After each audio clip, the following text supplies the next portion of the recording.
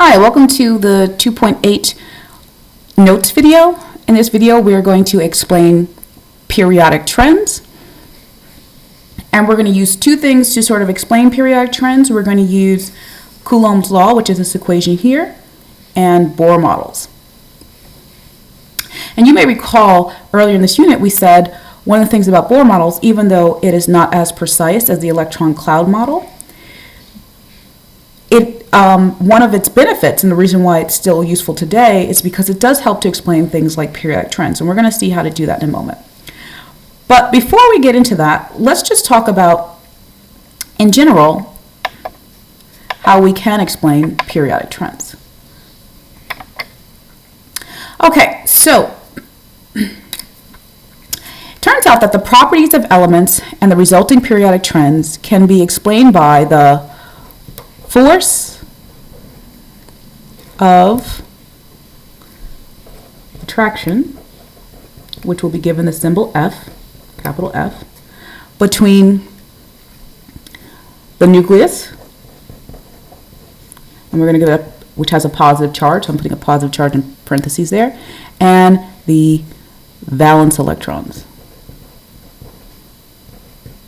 which of course have negative charges. So I'm going to put a minus sign there. Now, we discussed this also in class. It turns out that the stronger the force of attraction between the nucleus and the valence electrons, a couple of things will happen. Well, if you have a stronger force of attraction between the nucleus and those valence electrons, the nucleus will pull in that valence shell more.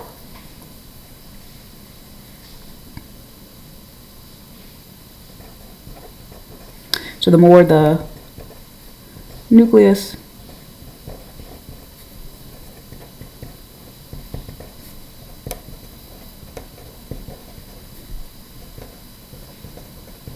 shell electrons, so this E minus is electrons, so the more the nucleus pulls in the valence shell electrons, and that results in a, the atomic radius decreases, and electronegativity increases. The other thing that it does, it makes it, the stronger the force of attraction between the nucleus and valence electrons, the harder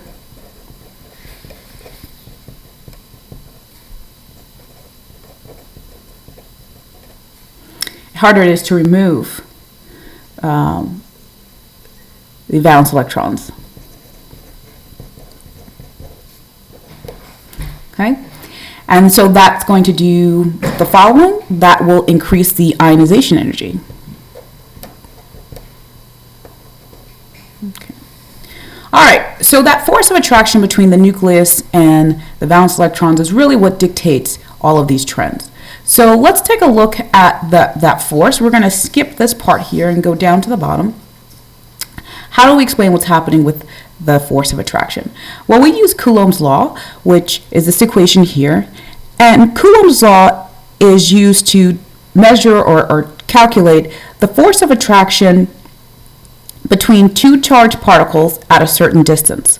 So in Coulomb's law, which is force is equal to K, which is Coulomb's constant, times charge on particle 1 times charge on particle 2 divided by the distance between the particles squared. What happens is, in the case of an atom, the force of attraction that we're looking at, so let's put force here, is between the nucleus and valence electrons, okay? And the Q1, or the charge, is a charge on a single valence electron. So let's say you have,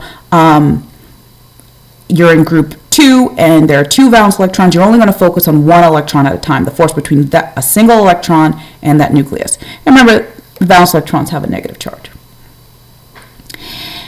Q2 is the charge in the nucleus, but we have to take a pause for a second, because the nucleus, we know, has a positive charge due to protons, right? So if we take magnesium, this is a magnesium nucleus here, it has 12 protons, so it has a plus 12 charge in the nucleus. But does this valence electron experience that full plus 12 charge?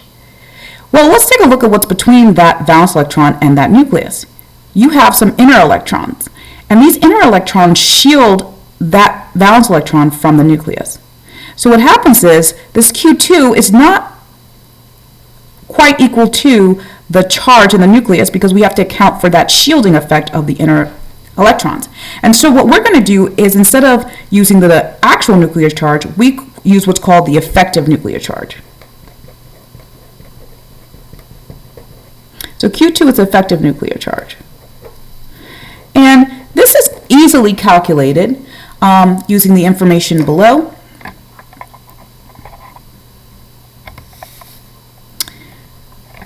So to calculate the effective nuclear charge, what you do is you take Z, which is the atomic number or nuclear charge, right? Charge inside the nucleus, which is 12 in this case, and you subtract from it the number of electrons in the shells between the valence electron and the nucleus. So you essentially all of the inner electrons.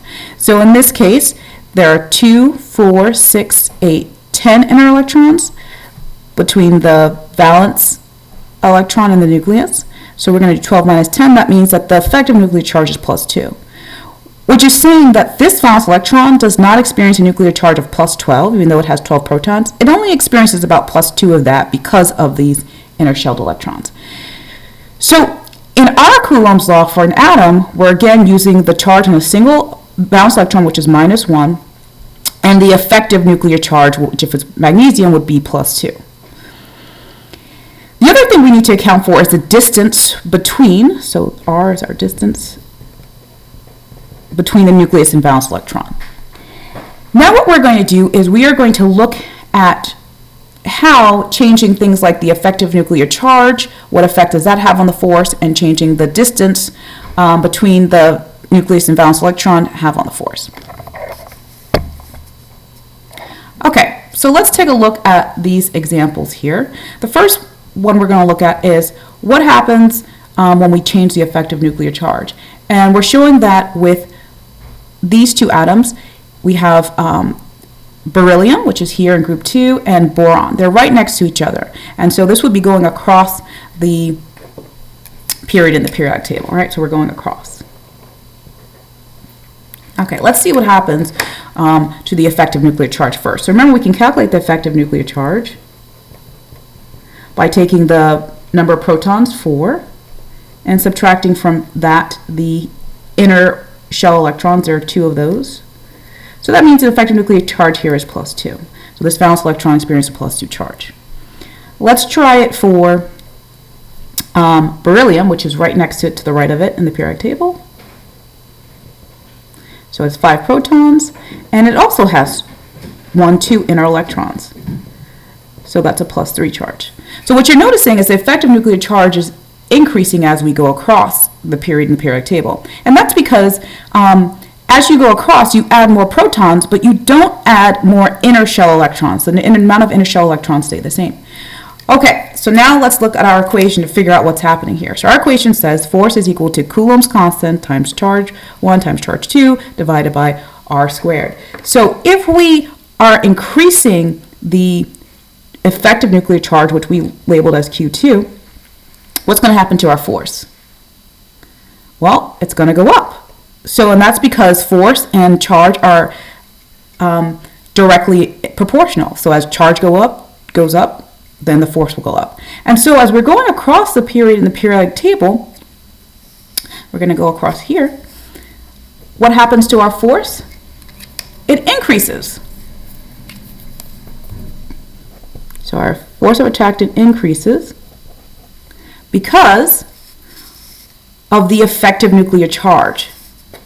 So because and we use this Z with EFF, so for effective nuclear charge, increases. Okay? Oops, I'm sorry. Here we go. So force increases because the effective nuclear charge increases. And we know that that does a couple of things. Well, if the force is increasing, the stronger the force, the more the nucleus pulls in the valence electrons. So that means the atomic radius will decrease. They're being sort of sucked in a bit more. And then the electronegativity and the ionization energy will increase. Okay, last thing we're going to look at is the trend as we go down. So take a look at what's happening as we go down. As you go down a group, it actually turns out the effective nuclear charge stays the same. So we already calculated the effective nuclear charge for beryllium and magnesium. They're right underneath each other in the periodic table, and these all have a +2 effective nuclear charge.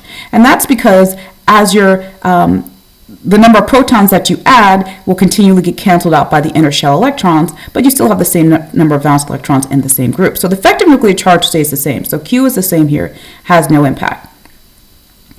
However, as we go down, we're adding more shells. So what is that impacting in our Coulomb's equation?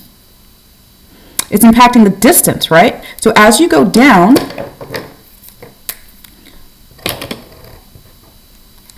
the distance increases. The distance between the valence electron and the nucleus increase. Well, what does that do to the force? It causes it to decrease. All right. So because this one is inversely proportional, let's go ahead and write that down.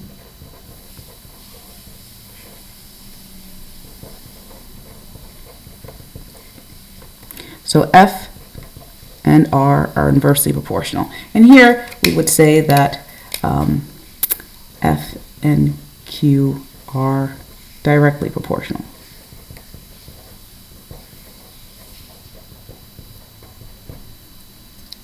Okay, so what's happening here as we go down a group, the force decreases. Okay, so we're going to come up over here, and so what does that have an effect on? Oh, first of all, let's talk about why it decreases. It decreases because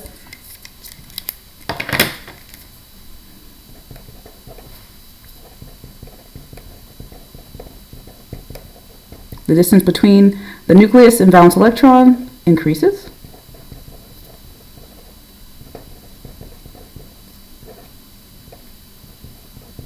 All right, and that's due, of course, to more shells. Okay, now this trend, in terms of Coulomb's law, this explains that why the electronegativity and ionization energy decreases, because you have a weaker force of attraction. All right, so going down a group, we use this force, the decrease in force of attraction, to explain the decrease in the ionization energy and electronegativity. However, for the atomic radius, even though this has some effect on it, you have a weaker pull on that valence shell, so it's not going to be sucked in as much. But what has a greater impact on the fact that the atomic radius increases isn't that force of attraction here. In this case, it's because the number of shells increase.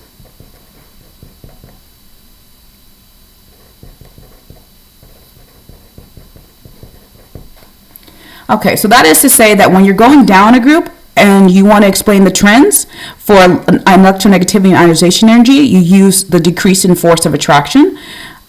But for atomic radius, it's just the number of shells, because that has a more significant impact on the size increasing than that force of attraction.